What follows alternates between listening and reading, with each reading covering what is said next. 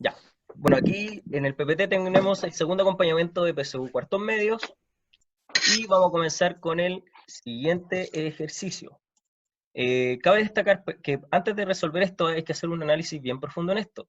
Por ejemplo, si nos damos cuenta, dice desarrolle la siguiente, bueno, sale potencias con paréntesis, y es aquí donde quiero hacer quiero destacar algo, en donde, por ejemplo, si tenemos, por ejemplo, acá una potencia con el negativo elevado, por ejemplo, en este caso el menos 3. Si desarrollo el menos 3 acá, el menos 3 al cuadrado, eso significa, por concepto de potencia, por la definición de potencia, me dice que en la base, que en este caso sería el menos 3, porque está con paréntesis, está siendo elevado a 2. Por lo tanto, el exponente me indica la cantidad de veces que se tiene que multiplicar la base. En este caso sería menos 3 por menos 3. Ahora, ¿por qué con el menos? Porque recuerden que como está con paréntesis, eso quiere decir que el 2 está elevando al menos 3. ¿Sí? Ahora esto me quedaría menos por menos, eso me da más, y 3 por 3 me da 9. Es totalmente diferente a que si hubiera, por ejemplo, un menos 3 elevado al cuadrado. Y esto quiero recalcar porque cuando no hay un paréntesis, simplemente la potencia, que es el 2, está elevando al 3, no al menos 3 como sale aquí arriba. Entonces el desarrollo de esta potencia sería el menos, ¿sí? Y en paréntesis sería 3 por 3, ¿sí? Ahora, uno dice, ya, pero profe, ¿por qué queda el menos afuera? Es como si hubiera un menos 1 multiplicando a, a la potencia de 3 elevado a 2, ¿sí? Cuando sucede esto, siempre, pero siempre, el resultado va a quedar negativo. 3 por 3 es 9, y el menos, como quedó afuera, como no está siendo elevado, queda negativo. Entonces quiero hacer un destaco donde cada vez que yo tengo un paréntesis negativo elevado, simplemente yo analizo si el exponente es par o impar. ¿Por qué? Aquí, si nos damos cuenta, el menos 3 elevado a 2 me dio positivo, ya que el exponente es par, el exponente aquí es 2 y es par. Eso quiere decir que menos por menos más siempre va a terminar siendo positivo, porque se van juntando de acá dos negativos. Ahora, por ejemplo, en el caso de aquí, este menos 2 que está elevado a 3, si yo lo hago acá, menos 2 elevado a 3, sería menos 2 por menos 2 por menos 2, ¿sí? 3 veces el menos 2. Y como es impar, este va a quedar negativo porque siempre va a sobrar un negativo. Entonces yo digo, menos por menos más, pero me va a sobrar ese negativo, negativo. 2 por 2, 4, por 2, 8. ¿Sí? Entonces, me fijé que aquí, porque me explico porque puede que, no sé, hay ciertas preguntas donde me piden evaluar el signo y son números, por ejemplo, no sé, porque diga un A elevado a, no sé, un A elevado a un número muy grande. Yo simplemente veo si es par o impar en el caso que tuviera un paréntesis y veo si es positivo o negativo. En este caso, como es impar, el exponente va a ser negativo. En este dio positivo. Ahora, en el caso de que no tenga el paréntesis, siempre, pero siempre va a dar negativo como nos dio acá. ¿Sí? Y ahora vamos a ir reemplazando un poquito los valores que nos va dando acá. Tenemos el menos 1, que está multiplicándose por el menos 3 al cuadrado, lo calculamos acá, que es más 9 por más 9, menos, y el menos 2 al cubo, menos 2 al cubo es menos 8, y eso dividido entre 8.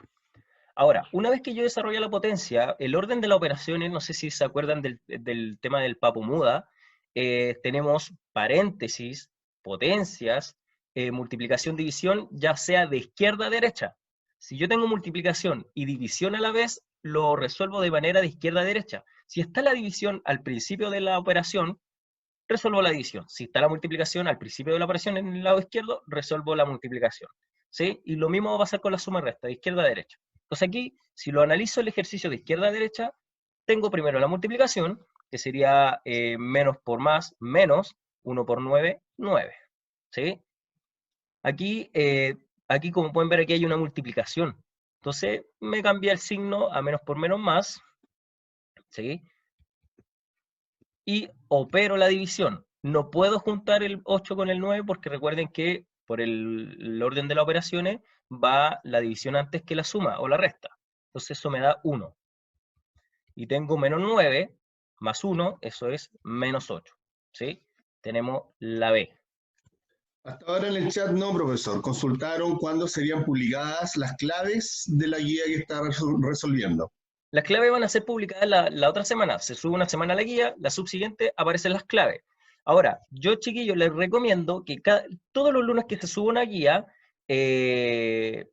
traten de, por ejemplo, verla el día lunes y poner, por ejemplo, ya, esto le voy a preguntar al profe porque ya, como le había dicho anteriormente, los chiquillos ayer me preguntaron por algún ejercicio y así me da material para poder exponerlo acá porque quizás las dudas que tienen ellos sean quizás las dudas para todos.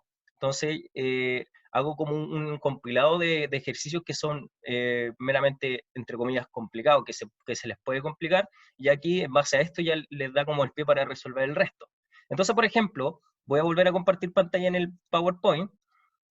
Este PowerPoint, como va a quedar, como esta clase, este acompañamiento va a quedar grabado, obviamente, usted aquí, en el siguiente, como dice Home Center Sodimac, hágalo usted mismo. Aquí en este momento, cuando le llegue el video, usted pausa y trate de hacer el 1 y el ejercicio 7. Aquí están las claves, ¿ya? Entonces vamos a continuar, porque si se dan cuenta aquí entra lo mismo. Tenemos potencia con paréntesis, con números negativos, y acá potencias sin paréntesis con números negativos. Entonces, explicado ya lo anteriormente, que aquí está, lo pegué, ya pueden tener el paso para hacer estas dos. ¿Sí? Vamos con el siguiente, que es el número 4. Dice, al aplicar propiedades de potencia, ya, esta la quise poner en el top porque muchos olvidan una propiedad fundamental.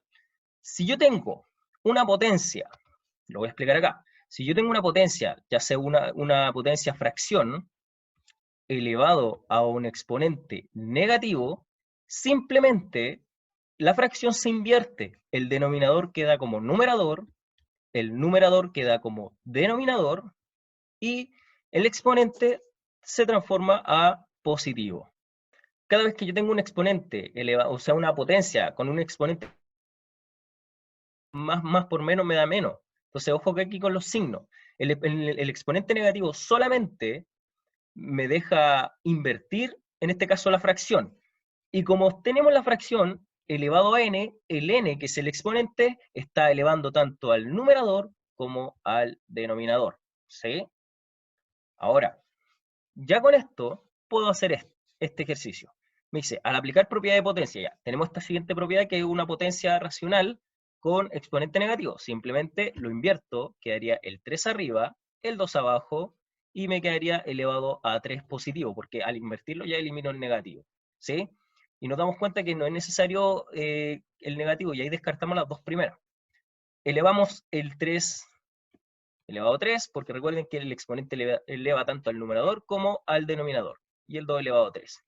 Me va a quedar 3 por 3 por 3, 27, 2 por 2 por 2, 8. ¿Sí? Y en este caso la respuesta sería la C. ¿Sí? Ahora, antes de continuar al siguiente, también, ¿qué pasa si en vez de tener una fracción, tenemos un número entero elevado a un negativo? Ya, ojo que aquí la propiedad se usa cuando al momento de invertir y convertir ese exponente a positivo, sí o sí, la base tiene que ser racional. ¿Ya? Entonces, ¿qué va a pasar cuando tenemos un número entero elevado a un negativo? Ese número entero, se tiene que transformar a un número racional. ¿Cómo yo transformo este entero en número racional? Por ejemplo, si yo dijera el 2, ¿cómo lo pasaría a racional? Racional es expresarlo de manera fraccionaria, pero sin alterar su valor. Simplemente el 2 lo parto por 1. Si se dan cuenta, 2 dividido en 1 me da 2, o sea, sigo manteniendo el valor, pero aquí está expresado en racional, en una fracción. Entonces, cada vez que yo tengo un número entero o natural elevado a un exponente negativo, ese a se parte por 1 y ahí yo invierto la fracción. El 1 quedaría arriba y el a quedaría abajo. Todo eso elevado a n. Como sabemos que 1 por 1 por 1 por 1 por 1 por 1 por 1 siempre va a ser 1, no es necesario que el 1 lleve el elevado a n. Siempre va a ser 1. En cambio, el a, que es el número entero, va a quedar como elevado a n. Ejemplo, si yo le dijera ya 2 elevado a menos 2. Ah, ya, el 2 se parte por 1, que está elevado a menos 2. Lo invierto, quería 1 medio elevado a 2. El 1 se eleva a 2, quería el mismo 1. Y el 2 elevado a 2 me daría 4. O sea, un cuarto. Ese 2 elevado a menos 2 es un cuarto. ¿Sí? Ese en pequeño quiero destacar esta propiedad porque corresponde a la misma, que es una potencia con exponente negativo, en el caso que tenemos fracción, en el caso que tenemos número entero. Ya. Lo mismo acá, hágalo usted mismo. Pero aquí ya combinamos lo que son exponentes negativos y con un número ya entero, menos 5. Entonces aquí póngale pausa y trate de llegar a la alternativa E. ¿Sí? Vamos con el siguiente, y este también entra en el top, que es con respecto a la notación científica. Primero que todo, para hacer un recordatorio de que lo que era notación científica, en pocas palabras, es cuando, bueno, los científicos quisieron crear esta notación, entre comillas, para abreviar números muy grandes. Por ejemplo, los astrónomos que quieren medir la distancia entre la Tierra y la Luna, la Tierra y el Sol. Entonces, son números gigantescos. Y lo abrevian a través de notación científica. Lo mismo para los científicos que quieren medir, no sé, por la distancia o el tamaño de una célula, de la mitocondria, no sé, ahí ustedes cachan de biología, pero es simplemente abreviar este número muy pequeño. Una característica que tiene la notación científica es que siempre va a haber un número, siempre va a haber un A multiplicando, un número multiplicando a una potencia de 10, ¿ya? Una potencia de 10. Ahora, la restricción que tiene la notación científica es que ese A, que se llama mantisa, que es el número que multiplica la potencia de 10, siempre tiene que estar entre 1 y 9. Entre 1 y 9. Voy a poner ahí el A. Voy a poner... siempre tiene que estar entre 1 y 9. ¿Ya? Me explico. Aquí es donde empezamos a correr la coma, porque si se dan cuenta, este es un decimal, o sea, es un número pequeño, demasiado pequeño. Me dice, ¿cuál sería la notación científica de ello? Yo ubico la coma. Primer paso es ubicar la coma. Lo bueno es que en los decimales es súper fácil ubicar la coma porque está visible. Como pueden ver, acá está al principio. Y tengo que correr la coma de tal manera que ese número que esté multiplicando a la potencia de 10 sea entre 1 y 9. Por ejemplo, si lo dejo hasta aquí, miren, lo voy a mover 1, 2, 3. Si corro la coma hasta ahí, 3 veces me va a quedar 0,347. Analizo este número que estoy multiplicando a la potencia de 10. Yo digo, pero este es 0,3. Y el 0,3 no está entre 1 y 9. Entonces, no, tengo que seguir corriéndola. Ya, veamos hasta cuánto tenemos que seguir corriéndola. Una más. Ahí, analizo. Quedó en 3,47. ¿El 3,47 está entre 1 y 9? Sí.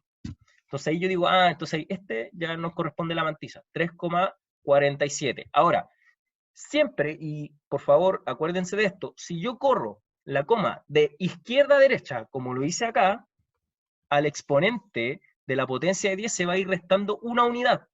Por ejemplo, aquí ¿cuántas veces la moví? 1, 2, 3, 4. O sea, va a ser menos 4. ¿Por qué? Porque este número, el 3,47, está siendo dividido, ese 10 elevado a menos 4, recuerden, potencia de un exponente negativo es una fracción, es 1 partido en 10 elevado a 4. Y 1 partido en 10 elevado a 4 es, bueno, un 1 y 4 0. Corresponde a 10.000. O sea, este 3,47 está siendo dividido por 10.000. Y al ser dividido por 10.000, la coma se me va hacia la derecha, o sea, a la izquierda. Y quedaría esa decimal grande. Entonces ahí lo tenemos abreviado. Ahora, por ejemplo, si es un número entero, respondiendo a la pregunta, ya sería el 3,47 elevado a menos 4. Ya, este lo descarto porque este no está el 347 no está entre 1 y 9. El 34 tampoco. El 0,47 tampoco. Entonces estaba entre esas dos. Entonces ahí yo hago empiezo a descartar ya conociendo el concepto en sí. Ya tengo más probabilidad de obtener la respuesta correcta. Y ahora sí voy a ejemplificar qué pasaría si fuera un número entero. Por ejemplo, tengo 3.000 pesos, hablemos ya, tengo 3 lucas, 3 luquitas, y quiero abreviar esos 3.000 en notación científica. Ubico la coma, pero, profe, aquí no está la coma. Sí, la coma está al final. Siempre cuando hablamos de números enteros, la coma está al final, porque este es 3.000,0000, infinitamente con cero. Entonces, tengo la coma aquí al final y la tengo que ubicar de tal manera que llegue a la mantisa, que esté entre 1 y 9. Si la corro de acá, 1, 2, 3, me va a quedar 3,000, o sea, 3 por 10 elevado, como va de derecha a izquierda, fíjense que aquí fue de izquierda a derecha, este va de derecha a izquierda, se le va sumando una unidad al exponente n. Si lo moví 3 veces, en este caso sería elevado a 3. Ahí un poquito feo. Ahí, elevado a 3. ¿Sí? Y si se fijan, el 10 elevado a 3 es lo mismo que un palito y 3 ceros. O sea, ese 3 está siendo multiplicado por 1000 y 3 por 1000 es 3000. Ahí está la demostración. ¿Hay alguna duda hasta el momento, chiquillos? Sí, preguntaban si es que un 0, algo entonces no es notación científica. No, no es notación científica, porque al momento de analizar el número que está multiplicando a la potencia de 10, sí o sí tiene que estar entre 1 y 9. Si es 0, algo, no es notación científica. Hay que tener ojo porque pueden haber preguntas que pregunten por notación científica y pueden haber preguntas que pregunten por abreviaciones. Y cuando ya me hablan de abreviaciones, ahí da lo mismo si la potencia que está multiplicando al 10 puede estar entre 1 y 9, eso da lo mismo. Pero si hablamos del concepto notación científica, ese número que está multiplicando a la potencia de 10 tiene que estar entre 1 y 9. Eso sí o sí. ¿Ya? Ya. Geraldine Larrazábal pregunta, ¿por qué debe ser por 10? Bueno, porque cada vez que... ¿Por qué se abrevia por potencia de 10, perdón? Es porque siempre los números grandes están siendo multiplicados por 10 o divididos por 10. Si tú analizas las potencias de 10, por ejemplo, no sé, 10 elevado a 1 es 10, 10 elevado a 2, 100, 10 elevado a 3, y se va manteniendo hacia la derecha. Entonces, al multiplicarlo por 10, me acomoda, no me está alterando el valor en sí, simplemente me está acomodando la posición de la coma. Porque si tú multiplicas, no sé, pues si lo abreviamos por 20, ya al multiplicar por 20 sería un 3 por 2, ya 6, cambiaría todo el valor. Pero sí o Además sí, tiene que ver, profesor, tiene que ver con el sistema de numeración que nosotros usamos. Nosotros usamos un sistema de numeración decimal, por lo tanto está dividido en potencias de base 10. Si utilizáramos otra base, estaríamos cambiando la notación científica a una base distinta. Profesor, diga, preguntan si fuese entre -1 y -9 la notación científica, ¿estaría correcto o incorrecto? entre -1 y -9, ¿no? Estaría incorrecto. La notación Eh, científica la expresan como entre 1 y 9. sí, Ahora, pero ¿y si el número es negativo, profesor? generalmente la notación científica se ven en números positivos. Ya sería una abreviación de número. Si fuera, por ejemplo, negativo, yo abrevio el número, pero no entraría en el rango de notación científica. Y eso es lo que La quiero notación explicar científica ahora. es un sistema de medición, ¿no es cierto? Claro, es un sistema de medición, entonces, como sabemos, la distancia no son negativas. Entonces, en el caso que me preguntaran por una abreviación negativa, ya sería una abreviación nomás, no sería notación científica. Buena pregunta. Correcto. Ya, Eh, y dice cuando se multiplica por 10 se agregan ceros simplemente. claro, pues cuando estamos multiplicando por 10 estamos agregando 0, o sea, la coma, al momento de agregar 0, la coma va moviéndose hacia la derecha. Y al momento de dividir por 10, la coma se va moviendo hacia la izquierda. Por eso se habla de potencia de 10, que es la que me va ubicando la coma.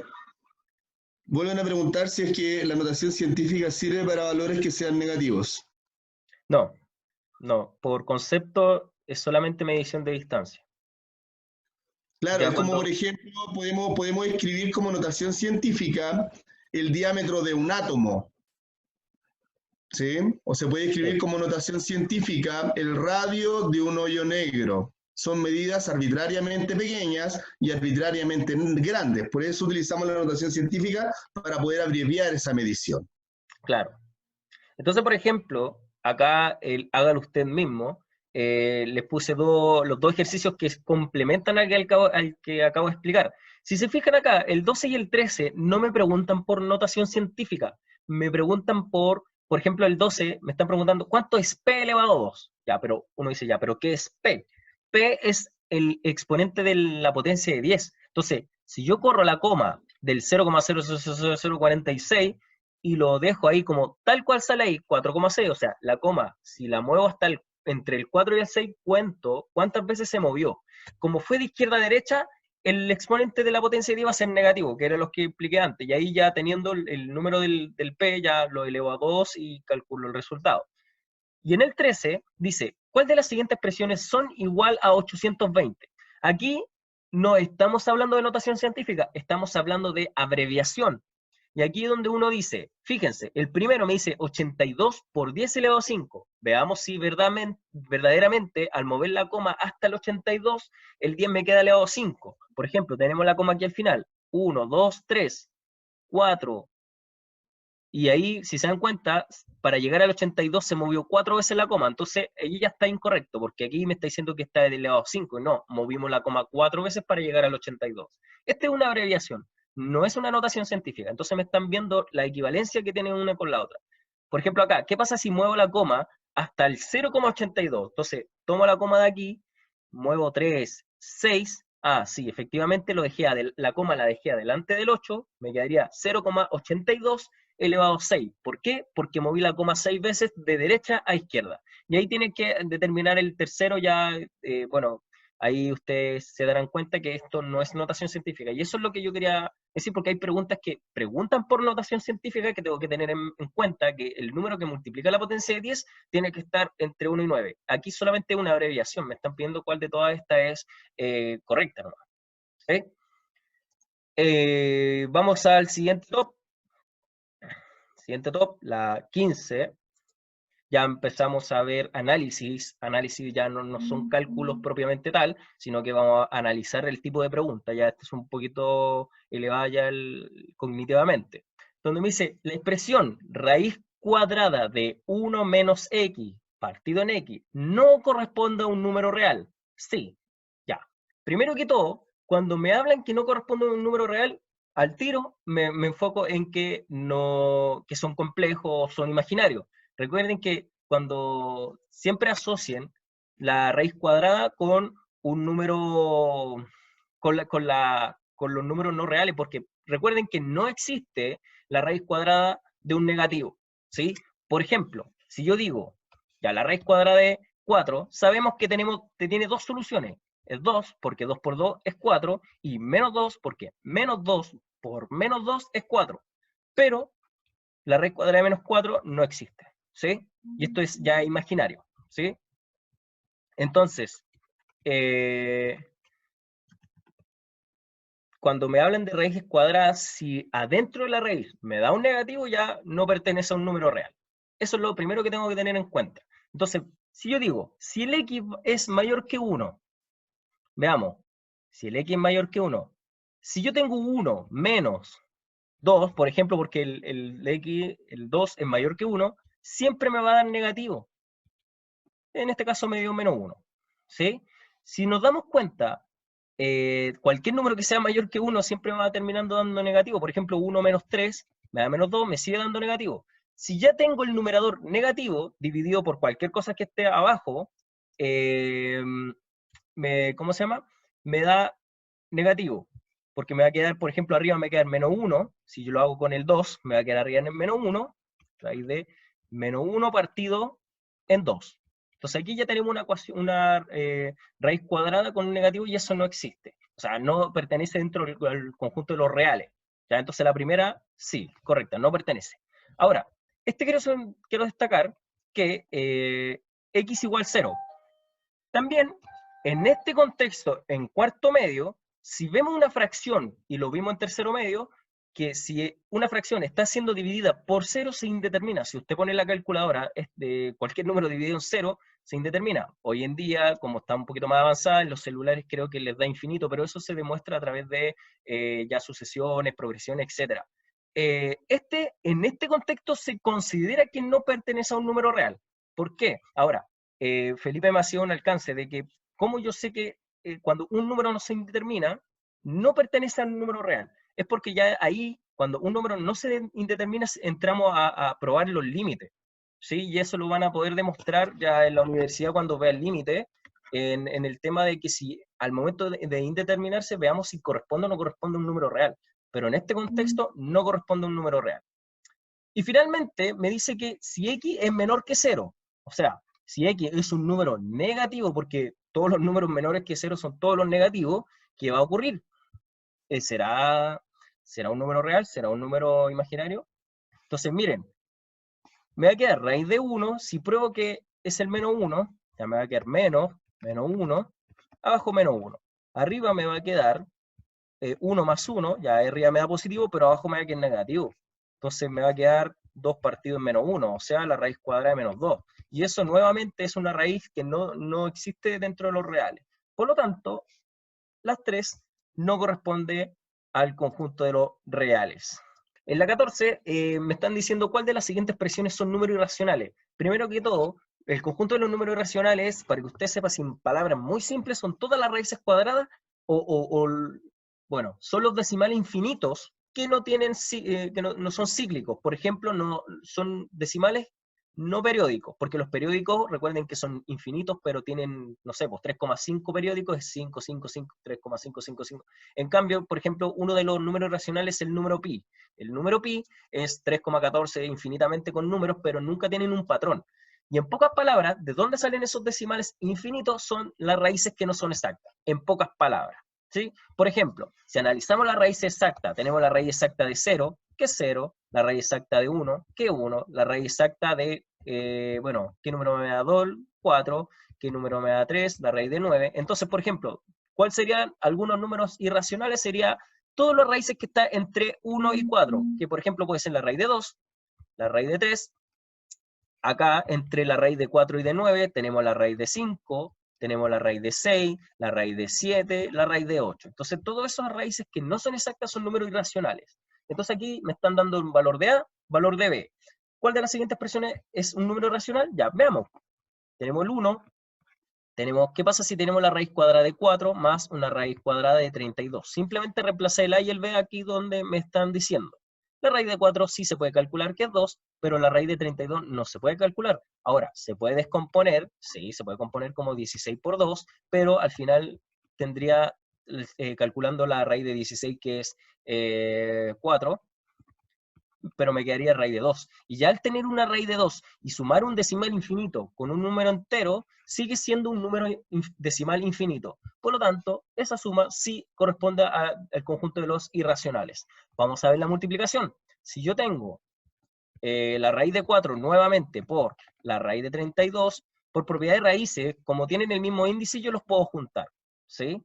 Sería 4 por 32. Ahora, si no quiero trabajar con raíces, simplemente trabajo calculando las raíces. Como la raíz de 4 se puede calcular, simplemente lo dejo como 2, y nuevamente el de arriba sería en este caso 4 por raíz de 2. 2 por 4 me quedaría 8, raíz de 2. Al tener ya una raíz de 2 es un número que pertenece a los irracionales. Y finalmente analicemos el 3, que el 3 me dice la raíz de 32 partido en la raíz de 4. Ya, veamos. Tenemos propiedad de raíces, las puedo juntar manteniendo la propiedad, o sea, manteniendo el índice de la raíz. La raíz cuadrada, bueno, 32 dividido entre 4, eso me da 8. Pero la raíz de 8, si se dan cuenta, es un número irracional. Por lo tanto, en este caso sería las 3. Entonces recuerden, conjunto de los números irracionales son todos los raíces cuadradas que no son exactas, que eso representa los números decimales infinitos, pero que no son periódicos. Son infinitos, pero no tienen un patrón repetitivo, como lo son los números periódicos o los semiperiódicos. ¿Ya? Bueno, no sé si... ¿cuántos minutos me quedan, profesor? Ya me queda... Un minuto y medio, profe. Tire la encuesta nomás, chiquillos, a responder la encuesta ahora, por favor. ¿Cómo te gustaría planificar tu aprendizaje? Recuerden que estamos en junio, ya ha pasado mucho tiempo y siento que falta ver algunos ciertos contenidos que quizás queremos priorizar. Tenemos opción 1, seguir viendo números, opción 2, álgebra, opción 3, geometría, opción 4, estadística y probabilidad. Por favor, en el chat coloque 1, 2, 3 o 4 y después hacemos el conteo y yo en base a esta encuesta, a estos resultados, yo ya empiezo a planificar, empiezo a construir la siguiente guía para la otra semana dependiendo de la necesidad que ustedes requieran.